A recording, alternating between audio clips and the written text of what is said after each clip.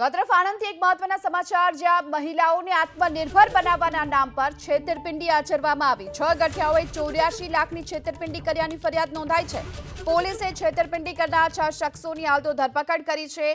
211 મહિલાઓના આધાર કાર્ડ લઈ લોન મેળવી અને છેતરપિંડી કર્યાનો આરોપ છે। મહિલાઓને આત્મનિર્ભર બનાવવાના નામ પર છેતરપિંડી કરવામાં આવી છે। આણંદ એલસીબીએ આ છેતરપિંડી કરનાર ગેંગના 6 આરોપીઓની ધરપકડ કરી છે। 211 નાગરિકોના આધાર કાર્ડના માધ્યમથી 84 લાખની લોન લઈ લીધી। બેંગાલુરુની કંપનીના પેટલાદમાં આવેલ ઓફિસમાં આ સમગ્ર કૌભાંડને અંજામ આપવામાં આવ્યો।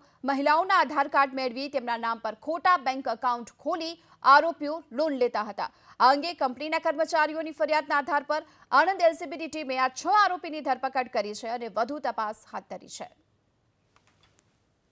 ફાઇનાન્સ કંપનીમાંથી અન્ય નિર્દોષ નાગરિકોના આધાર કાર્ડ અને અન્ય ડોક્યુમેન્ટ્સ મેળવી તેની ઉપરથી લોન ઇસ્યુ કરાવી પોતાના એકાઉન્ટમાં નામ ચેન્જ કરી અને લોન ટ્રાન્સફર કરેલી।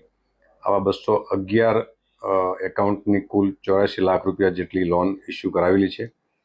જેમના નામે લોન ઇસ્યુ થઈ છે તેમને કોઈ લાભ મળ્યો નથી।